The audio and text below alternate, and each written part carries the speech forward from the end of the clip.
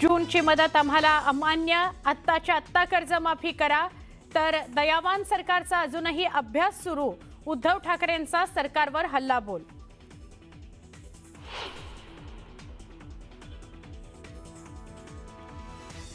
उद्धव ठाकरे पहिल्यांदा बाहेर पडलेत याचा आनंद आहे, मात्र ते टोमणे मारण्यापलीकडे काही करत नाहीत. मुख्यमंत्री देवेंद्र फडणवीसांचा ठाकरेंच्या मराठवाडा दौऱ्यावर टोला.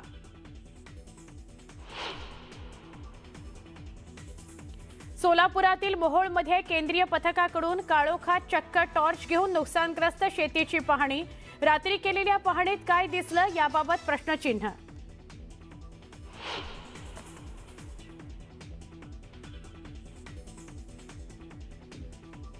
मनसे सोबत न जाण्यावर काँग्रेस नेते ठाम. इंडिया आघाडीतील पक्षांसोबतच आघाडी करणार सूत्रांची माहिती. दिल्ली हायकमांडला निर्णय पोहोचवणार असल्याचंही आलं समोर. मुख्यमंत्री देवेंद्र फडणवीस आणि शरद पवार आज एकाच मंचावर. प्रतापसिंह जाधवांच्या 80व्या वाढदिवसानिमित्त आयोजित कार्यक्रमात अनेक नेते राहणार उपस्थित.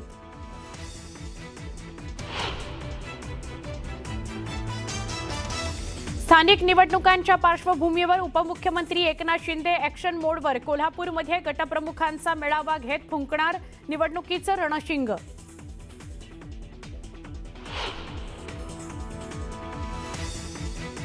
महिला मांत्रिकाकडून आयटी इंजिनियरची फसवणूक. मुलींना असलेला दुर्धर आजार बरा करण्याचं आश्वासन देत उकळले 14 कोटी. आरोपी वेदिका पंढरपूरकरवर गुन्हा दाखल. उपस्थित सर्व शेतकरी बांधवांनो आणि भगिनींनो, मी कोणताही राजकीय प्रचार करायला आलेलो नाही, कारण तुम्ही सगळेजण आता कंटाळलात. दरवेळेला निवडणुका आले का आम्ही सगळे राजकीय नेते येतो आणि तुमच्या कोपऱ्याला गुळ लावून जातो. तुम्ही सुद्धा एवढे भोळे भाबडे की स्वप्न दाखवलं की त्याला बळी पडता आणि आपलं आयुष्य कोणाला तरी देऊन टाकता. मराठवाड्यावरती आणि एकूणच महाराष्ट्रावरती या गेल्या वर्षभरात आपत्ती मागून आपत्ती कोसळते. पाऊस थांबायचं नावच घेत नाहीये. म्हणजे असं वाटायला लागलंय की हा पाऊस आता थांबणारच नाहीये, सलग म्हणजे आपली पाठच सोडत नाहीये. कधी नव्हे तेवढं मोठं संकट या मराठवाड्याने अनुभवलं. मला नाही वाटत एवढी आपत्ती यापूर्वी कधी मराठवाड्यावरती कोसळली असेल, कारण साधारणतः आपला मराठवाडा हा अवर्षणग्रस्त असतो. एवढा पाऊस कधी जे अनेक ज्येष्ठ शेतकरी आहेत त्यांनी सांगितलं की त्यांच्या आयुष्यात कधी पाहिला नव्हता. मी त्याही वेळेला आलो होतो.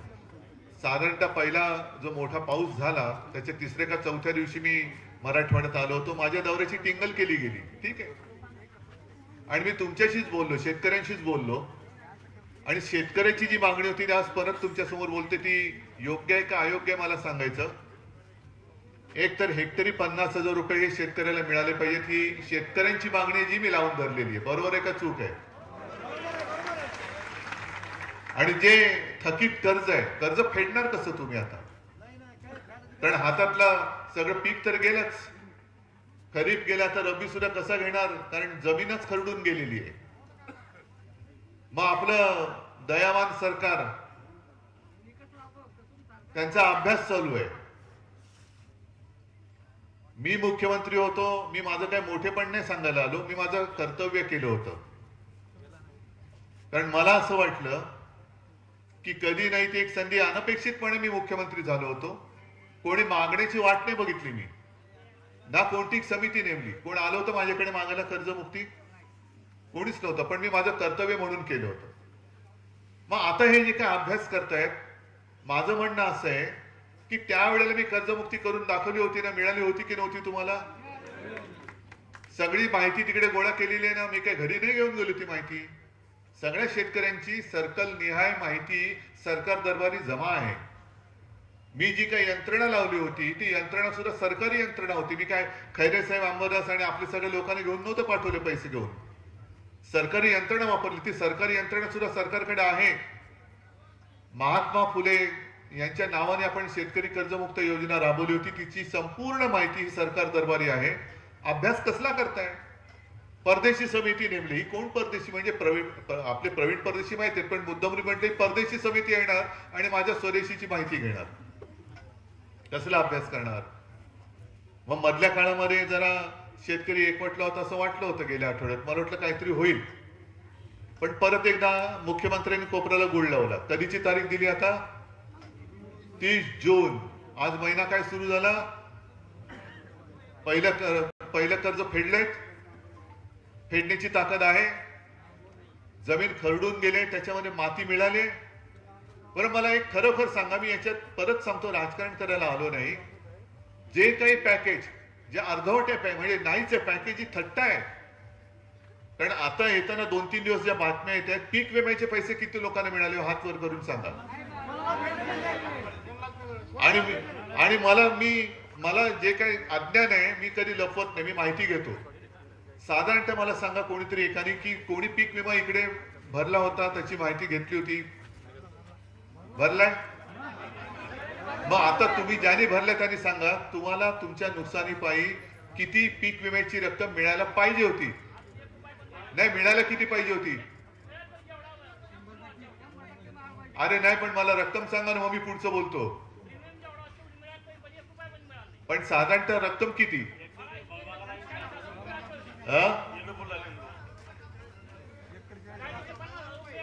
40 ते 50 हजार रुपये एकरी का हेक्टरी?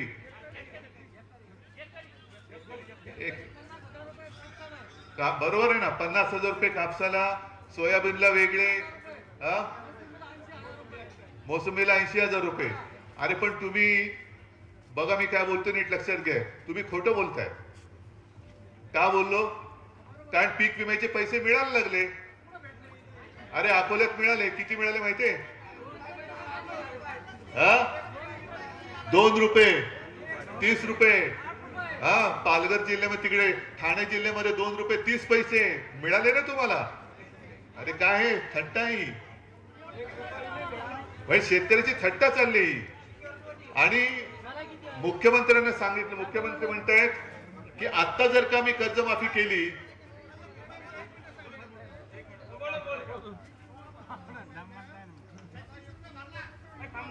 थांबा जरा मोठ्याने बोला. 89 रुपये किती मिळायला पाहिजे होता?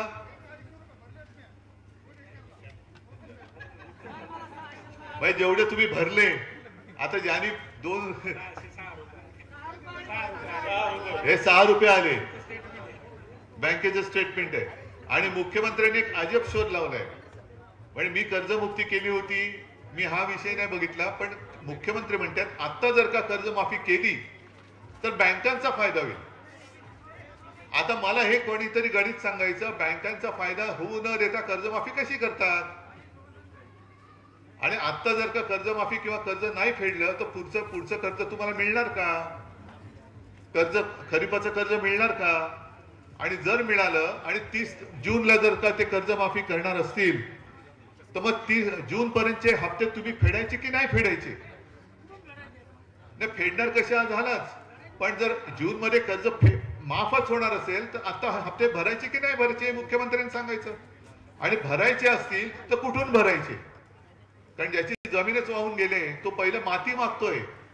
कर्जाच्या आधी हे सगळं घेऊन ठेवा. एक कर्ज फेडायच्या आधी आम्हाला पहिलं कर्ज माफी करण्याच्या आधी पहिली माती तर द्या, मग पुढचं कर्ज द्या.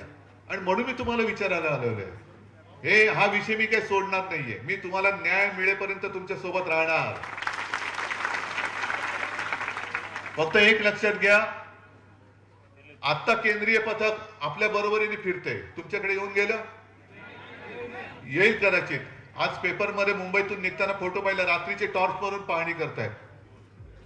आता केंद्राचं पथक आले, मग हे केंद्राचं पथक जाणार, त्याच्यानंतर अहवाल देणार आणि जिल्हा परिषदेला निवडणूक होतील तेव्हा आपले दयावान पंतप्रधान हे परत तुमच्या कोपऱ्याला गुळ लावणार, मोठं पॅकेज काहीतरी जाहीर करतील. पण आत्ताच जे केलंय, दिवाळीच्या आत आम्ही पैसे देऊ बोलले होते ना. दिवाळी होऊन गेली, आता ती काय दुसरं तुळशीचं लग्न ज्याला म्हणतो ते पण होऊन गेलं. पैसे मिळणार कधी? म्हणजे नुसतं पंचांग काढतायत, मुहूर्त मागून मुहूर्त काढतायत, पण मदतीच्या नावाने ठणठणाट. म्हणून मी तुम्हाला सांगायला आलो की आम्ही तुमच्यासाठी आहोत, पण जेव्हा आम्ही एखादं आंदोलन तुमच्यासाठी रस्त्यावरती उतरू तेव्हा तुमची सोबत ही लागणार आहे, तुमची साथ लागणार आहे. एक 8-15 दिवसापूर्वी छत्रपती संभाजीनगरमध्ये मोर्चा काढला होता. आता एक ठराविक मुदत, मी तर म्हणेन आम्हाला जूनची मुदत मान्य नाही, आत्ताच्या आत्ता कर्जमुक्ती करा, तातडीने 50,000 रुपये हेक्टरी द्या. आणि ते केलं नाही तर तुमच्या निवडणुका तुम्ही लावताय. आता निवडणूक काढून घेण्यासाठी म्हणून आज जूनचा वायदा केलेला आहे, कारण नगरपालिका परिषद यांच्या त्यांनी आचारसंहिता लावली म्हणजे तिकडे काय बोलायचंच नाहीये. आणि मग तिकडे जिंकल्याचा आविर्भाव केला, कारण मतचोरी हा सुद्धा विषय पोहोचला की नाही तुमच्यापर्यंत. म्हणजे एकतर खोटं बोलायचं. अजित पवार तर बेधडक सांगतायत की आम्हाला जिंकायचं होतं म्हणून आम्ही कर्जमाफी बोललो, पण आम्हाला पण अडचणी आहेत. आणि तुम्ही जर हातपाय हलवा ना, कोणाला सांगताय तुम्ही? अन्नदात्याला सांगताय. जो हातपाय हलवून सुद्धा आता आपत्ती अशी आली की तो हलवणारा हात त्याला कपाळावर मारून घ्यावा लागतोय, त्याला तुम्ही सांगताय हातपाय हलव. मग तुम्ही काय हलवताय? नाही म्हणजे सरकार हलवताय ना तुम्ही, असं मला म्हणायचंय. तुम्ही असं, मी बघा मी वेडवाकडे काय बोलत नाही, मी फक्त असंच म्हटलं अजित पवारांना की तुम्ही सरकार हलवताय ना, एवढंच माझं म्हणणं होतं. पण आज तो शेतकरी हताशपणाने बसलेला आहे. आज तुमचं कर्तव्य आहे की अडल्या नडल्या शेतकऱ्याला आत्ता जर का या संकटाच्या खाईतून बाहेर काढलं नाही तर तो पुन्हा उभा कधी राहणार नाही. आणि म्हणून मी परत एकदा तुम्हाला वचन द्यायला आलेलो आहे की हे पॅकेज आता त्यांनी जाहीर केले ते तर आपल्याला मान्य नाहीच आहे, पण निदान ते जाहीर केलंय ते तरी द्या ना. मध्ये ते जे काय बोलले होते की खरडून गेलेल्या जमिनीला 3 का 3.5 लाख रुपये मनरेगातनं देणार, 3.5 लाख रुपये. आणि मी त्यांना सांगितलं की ठीक आहे, आम्ही बाकीच्या मागण्या तूर्त बाजूला ठेवतो, पण त्या 3.5 लाखातले 1 लाख रुपये तरी दिवाळीच्या आत माझ्या शेतकऱ्याच्या खात्यात टाका, बाकीचं पुढचं बघू आम्ही. पण तेही नाही, हेही नाही. मनरेगा म्हणजे तुम्ही मेहनत कराल, त्या मेहनतीचे रोजगार हमी योजना आहे ती, त्यातले पैसे तुम्हाला देणार. हे असं थोतांड खोटं बोलणारं, मतचोरी करणारं, मतचोरी म्हणजे एक खोट्या थापा मारून पण मतांची चोरी आणि याद्यांमध्ये घोळ करून सुद्धा मतांची चोरी, या सरकार विरुद्ध आता आपल्याला एकवट व्हावंच लागेल. म्हणून मी सगळ्यांना नेहमी सांगतो की तुम्ही शेतकरी म्हणून एकवटत नाही तोपर्यंत तुम्हाला कोणी न्याय देणार नाही. शेतकरी म्हणून एकवट व्हा. शेतकऱ्याची ताकद, अरे तुम्ही त्या मातीतनं कोंब फोडता तर शेतकरी, या सरकारला पाजर नाही फोडू शकत,